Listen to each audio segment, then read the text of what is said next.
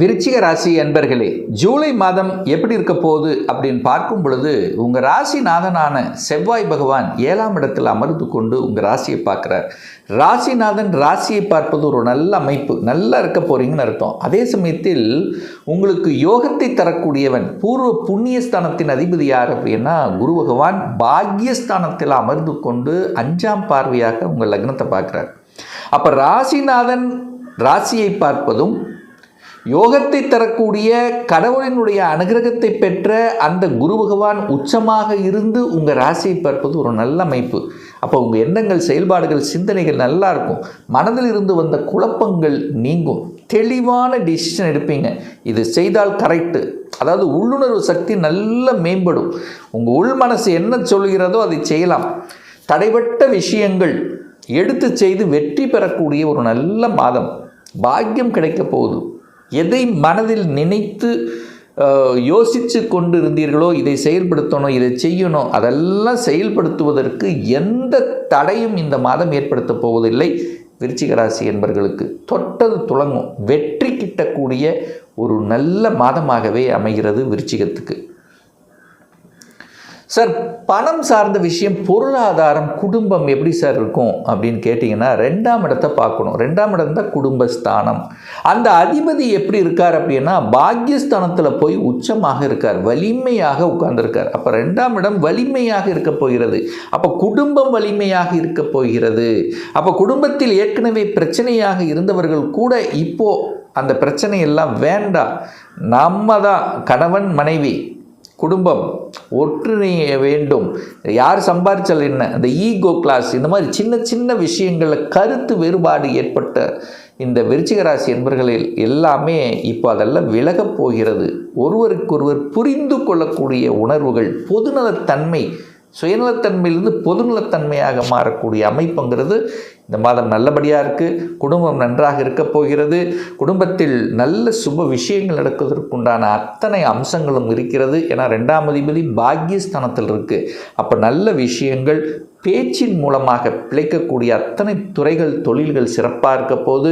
உங்கள் பேச்சு 4 பேர் நல்ல விதமாக கேட்கக்கூடிய அமைப்பு. உங்கள் பேச்சை கேட்காதவங்க கூட இப்போ கேட்கலாம், அவர் சொன்ன கரெக்டாக இருக்கும் அப்படிங்கிற அந்த தன்மை இந்த மாதம் நல்லபடியாக இருக்கிறது இந்த விருச்சிகத்துக்கு. அப்போ தனம், குடும்பம், வாக்கு சூப்பர். 3ஆம் அதிபதி முயற்சி ஸ்தானத்தின் அதிபதி. எல்லாமே உங்கள் முயற்சியால் வெற்றியாகும், அவ்வளோதான். 3ஆம் அதிபதி யார்? சனி பகவான். அவர் 5ஆம் இடத்தில் உட்கார்ந்திருக்கார், பூர்வ புண்ணியஸ்தானத்தில் இருக்கார். அந்த குரு பகவான் 3ஆம் இடத்தை பார்க்குறார், 3ஆம் அதிபதியும் பார்க்குறார். அப்போ 3ஆம் இடம் ஆக்டிவேட் ஆகுதுன்னு அர்த்தம் உங்களுக்கு. 3ஆம் இடத்துல என்ன இருக்குது சார்? சகோதர விஷயங்கள். அப்போ சகோதரரோட ஏதோ ஒரு பேச்சுவார்த்தை அல்லது ஏதோ ஒரு நல்ல விஷயங்கள் நடக்கக்கூடிய, நீங்களும் சரி அல்லது சகோதரர் சரி, ஏதோ ஒரு நல்லவைகள் நடக்கக்கூடிய அமைப்பு இந்த மாதம் நல்லபடியாக இருக்குது. பிரயாணம் நல்லபடியாக அமையும். வியாபாரம் சூப்பராக இருக்கும். ஒப்பந்தங்கள் ஏற்படும். மியூசிக், கலைத்துறையில் சில விஷயங்கள் புதுப்பிக்கக்கூடிய அமைப்புகள், கலைத்துறையில் நாட்டம் இருக்கும். எழுத்து, கதை, கட்டுரை, இந்த மாதிரி இருக்கக்கூடிய நபர்களுக்கெல்லாம் ஒரு நல்ல ஒரு மாற்றத்தை கொடுக்கும். நல்ல எண்ண உணர்வுகளை தூண்டக்கூடிய அமைப்பு இருக்குது. இதெல்லாம் நல்லபடியாக இருக்கக்கூடிய அமைப்பு. ஒப்பந்தங்கள் கிடைக்கும். புதிய புதிய ஒப்பந்தங்கள் தேடி வரக்கூடிய வாய்ப்புகள் இந்த மாதம் நல்லா இருக்குது அப்படின்னு சொல்லுவேன். 4ஆம் அதிபதி தனக்கு 2ல் இருக்கார். அப்போ இடத்தின் மூலமாக அனுகூலம், ஆதாயம். ஒரு சிலர் இடம் வாங்கக்கூடிய எண்ணங்கள் உருவாகும், அல்லது இடத்தை விற்கக்கூடிய வாய்ப்புகள் உண்டு. அந்த இடம் சார்ந்த விஷயத்தில் ஒரு நல்லவைங்கிறது கண்டிப்பாக உண்டு. வீடு சார்ந்த விஷயம் நல்லது தான். வீட்டை ஆல்ட்ரு பண்ணுறது, வீட்டை மாற்றுறது, இல்லை வீட்டை வாங்குறது, இதெல்லாம் ஏதாவது தடை வருமானா? நிச்சயமாக இல்லை, தடை இல்லை. ஸோ வீடு வாங்கலாமா? இந்த மாதம் ஜூலை மாதம் வாங்கலாம், அதில் எந்த மாற்று கருத்து இல்லை. ஆனால் ஒரே விஷயம், டாக்குமெண்ட்டுக்கு காரக கிரகமான புதன் பகவான் 8ஆம் இடமான அட்டமஸ்தானத்தில் உட்கார்ந்துருக்கு, அது வக்ரமாக இருக்குது. அப்போ என்ன, டாக்குமெண்ட்டை மட்டும் கரெக்டாக செக் பண்ணணும். எந்த இடத்த வாங்க போகிறீங்களோ அந்த இடத்தில் ஏதாவது வில்லங்கம் இருக்கிறதா என்பதை ஆழமாக நல்லா பார்த்து வாங்கணுங்கிறத மட்டும் ஞாபகத்தில் வைத்து கொள்ளுங்கள் விருச்சிகத்துக்கு. மற்றபடி வாங்குவதற்கு எந்த தடையும் இல்லை. குழந்தை படிப்பு எப்படி இருக்குது சார்? குழந்தை காரக கிரகமான குரு பாக்கியஸ்தானத்திலிருந்து 5ஆம் இடத்தை குழந்தை ஸ்தானத்தை பார்க்குறார். அப்போ குழந்தை நன்றாக இருக்க போகிறது. குழந்தை சார்ந்த விஷயத்திலிருந்து வந்த தடைபட்ட விஷயங்கள் விலகப் போகிறது. குழந்தைகள் படிப்பு நல்லா இருக்க போகுது. குழந்தைகளுக்கு ஆசைப்பட்ட விஷயத்தை எல்லாம் பூர்த்தி பண்ண போகிறீங்க. என்ன படிக்கணும்னு உங்களை கேட்டுட்டு இருந்தோ அந்த படிப்பு கிடைக்க போகிறது. அப்போ படிப்பு சார்ந்த விஷயங்கள் நல்லா இருக்குது. ஏதாவது அந்த படிப்பில் ஒரு அரியர் விழுந்துச்சு, இது பிளேஸ் ஆகாமல் இருக்குது, ஏதோ ஒரு தடை இருந்தால் இப்போ அதெல்லாம் விலகப் போகிறது. தன்னம்பிக்கை கொடுக்கும். பார்த்துடலாம், ஜெயிச்சிடலாம், அந்த எண்ண உணர்வுகளை கொடுக்கக்கூடிய அமைப்பு இருக்குது. அதனால் படிப்பு விஷயத்தில் நீங்கள் கவலைப்பட போவதில்லை. குழந்தைகளோட கருத்து வேறுபாடு ஏற்பட்டவர்கள் கூட அதெல்லாம் அப்படியே விலகப் போகிறது. அதே சமயத்தில் குழந்தைகள் வெளியூரில் வெளி மாநிலத்தில் போய் படிக்கக்கூடிய அமைப்புகளும் இந்த மாதம் இருக்கிறது. உயர்கல்வி செல்வதற்குண்டான வாய்ப்புகள் இருக்குது. யூஜி முடித்து ஒரு வருஷம் பிரேக் ஆனவங்க கூட இப்போ ஏன் பிஜி படிக்கக்கூடாதுங்கிற எண்ணத்தை தோற்றுவிக்கக்கூடிய அமைப்பு இந்த மாதம் நல்லபடியாக இருக்கிறது. அதே சமயத்தில் பார்த்திங்கன்னா குலதெய்வ அருள் பரிபூர்ணமாக கிட்டும். ஒரு தடவை இந்த மாதம் குலதெய்வத்துக்கு சென்று வாருங்கள். எல்லாமே நல்லதாக நடக்கும். அதில் மாற்று கருத்து என்பது இல்லை. 7ஆம் அதிபதி திருமணஸ்தானத்தின் அதிபதியாக இருக்கக்கூடியவர் சுக்கிரன் போய் இப்போ 10ஆம் இடத்தில் உட்கார்ந்துருக்கார். அப்போது திருமணம் உண்டு, திருமணத்தில் தடை இல்லை. அங்கே கேது இருக்குது. சின்ன சின்ன குழப்பங்கள் பிரச்சனைகள் வந்தாலும் பெரிய பாதிப்பு என்பது இல்லை. கலத்திர காரகனோட கேது இருக்கிறதுனால கணவன் மனைவிக்குள்ள ஒரு சின்ன சின்ன மிஸ் அண்டர்ஸ்டாண்டிங் வருவதற்கு யார் காரணமாக இருப்பாங்க அப்படின்னா அந்நியர்கள் வெளியிருந்து. அப்போ உங்கள் குடும்ப விஷயத்தை மற்றவர்களுக்கு பகிர வேண்டாம். அது மற்றவர்களுடைய குறுக்கீடு உங்கள் குடும்ப விஷயத்துக்கு வராமல் பார்த்து கொண்டாலே போதும். மற்றபடி எந்த பிரச்சனையும் ஏற்படுத்த போவதில்லை. சூரியன் 8ல் இருக்குது. ஒரு சிலருக்கு உஷ்ணம் சார்ந்த விஷயங்கள், தலைவலி, அதே சமயத்தில் எலும்பு சம்பந்தப்பட்ட நரம்பு சம்பந்தப்பட்ட சின்ன சின்ன தொந்தரவுகள் ஒரு சிலருக்கு ஏற்கனவே இருக்கிறவங்களுக்கு கொஞ்சம் கவனம் எடுத்துக்கணுங்கிறத ஞாபகத்தில் வச்சுக்கோங்க. அதே இந்த சூரியன் பார்த்திங்கன்னா 9ஆம் இடத்துக்கு குருவோடு சேரப்போகிறார். அரசில் தடை இருந்தது, அரசு காரியங்களில் வெற்றி அடையாமல் இருக்குது, அரசில் பணிபுரிபவர்களுக்கு ஒரு ப்ரமோஷன், இடமாற்றம், இதெல்லாம் தடை ஏற்படுது.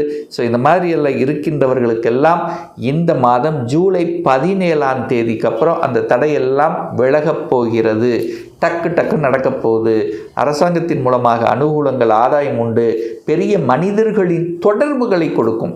ஏன்னா குருவோட சூரியன் இணையப் போகுது. குரு சூரியன் இணைஞ்சாலே அங்கே ஒரு நல்லது நடக்க போகுதுன்னு அர்த்தம். தலைமை பண்பு ஒரு சிலருக்கு கிடைக்கும். ஏன்னா 10ஆம் அதிபதி தான் சூரியன். இப்போ தலைமை பண்பு கிடைக்கக்கூடிய அமைப்பு நிச்சயமாக உண்டு. ஆனால் ஒரே ஒரு விஷயம், புதன்னா மாமன் வகையாரில் உறவுகளில் மாமன் வகையார் சார்ந்த விஷயத்தில் மட்டும் கொஞ்சம் கரெக்டாக இருந்துக்கிறது நல்லது. 11ஆம் அதிபதி 8ஆம் இடத்தில் உட்கார்ந்துருக்கார். அப்போ திடீர் அதிர்ஷ்ட வாய்ப்புகள் உண்டு. அப்போ திடீர் அதிர்ஷ்டம் எங்கே இருக்குது? ஒரு சிலருக்கு ஷேரில் வரலாம், ஒரு சிலருக்கு இன்சூரன்ஸ் போட்ட பணம், போட்ட பணம் வரலாம், அல்லது கொடுத்த பணம் ரொம்ப நாளாக வராமல் இருக்குன்னு ஏதோ ரிட்டர்ன் வரக்கூடிய வாய்ப்புகள், இப்படி திடீர் அதிர்ஷ்ட வாய்ப்புகளும் உண்டு. வேலை இல்லாதவர்களுக்கு வேலை டக்குன்னு கிடச்சிரும். உங்களுடைய ஸ்டேட்டஸுக்கு தகுந்த மாதிரி நீங்கள் என்ன படித்திருக்கிறீர்களோ படிப்புக்குண்டான வேலை, ஏற்கனவே ஏதோ ஒரு வகையில் வேலை விட்டவர்கள் இந்த மாதம் வேலை கிடைப்பதற்குண்டான சாத்தியக்கூறுகள் பரிபூர்ணமாக இருக்கிறது அப்படின்னு சொல்லுவேன். ஸோ ஆக மொத்தம் இந்த மாதம் குருவின் உச்ச பலத்தால், குருவின் தயவால் நல்லது நடக்கக்கூடிய, நல்ல மாற்றங்களை கொடுக்கக்கூடிய, என்னென்ன மாற்றம்? வேலை மாற்றம், உத்தியோக மாற்றம், தொழில் மாற்றம். ஒரு சிலருக்கு தொழில், இதுவரைக்கும் வேலையில் இருந்தவங்க சொந்த தொழிலுக்கு செல்லலாம் என்கின்ற உணர்வுகளும் கொடுக்கும். ஆனால் என்ன, இந்த விருச்சிகத்துக்கு கொஞ்சம் கன்ஃபியூஷன் இருக்கும். அப்பப்போ செய்யலாமா வேண்டாமா, அது செய்யலாமா இது செய்யலாம். பட் இந்த மாதம் தெளிவாக யோசிப்பீங்க, தெளிவாக டிசிஷன் எடுக்கக்கூடிய அமைப்புகள் பரிபூர்ணமாக இருக்கிறது. சார், நல்ல தெய்வ வழிபாடு இந்த மாதம் என்னென்ன? உங்கள் ராசிநாதனை கெட்டியை பிடிச்சிக்குங்க. செவ்வாய் தான். செவ்வாய் என்ன? முருகப்பெருமான். எப்பெல்லாம் மனசு ஒரு மாதிரி கஷ்டமாக இருக்குது, மனசில் ஒரு குழப்பம் இருக்குது, தான் நினைக்கிறது நடக்கலை, ஸோ இந்த மாதிரி மனசு எப்பெல்லாம் வருத்தப்படுகிறதோ, ஸோ அப்பெல்லாம் முருகப்பெருமானை வழிபட்டாலே உங்களுக்கு அனைத்து விதத்திலும் நன்மை நடக்குங்கிறதுல எந்தவித மாற்று கருத்தும் கிடையாது. இப்போ சொன்னது ஒரு பொது பலன்.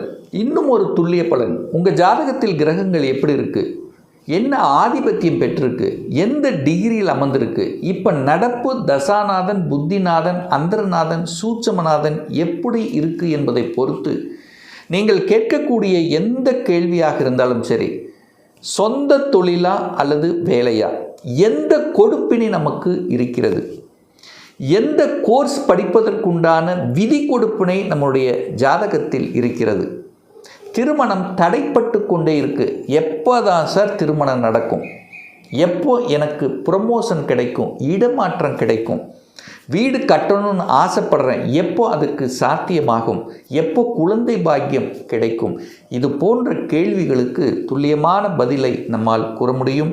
ஒரு பர்சனல் கன்சல்டேஷன் எடுத்துக்கணும், உங்களுடைய சுயஜாதகம் பார்க்கணும், உங்களை பற்றி தெரிஞ்சுக்கணும் என்று விருப்பப்படக்கூடிய அன்பர்கள் டிஸ்பிளே தெரியக்கூடிய நம்பருக்கு வாட்ஸ்அப் மூலயமாகவோ ஃபோன் கால் மூலயமாகவோ தொடர்பு கொண்டு நேரடியாகவோ அல்லது ஆன்லைன் மூலமாகவோ கன்சல்டேஷன் எடுத்துக்கலாம். நம்மளுடைய அலுவலகம் கோயம்புத்தூரில் அமைந்துள்ளது.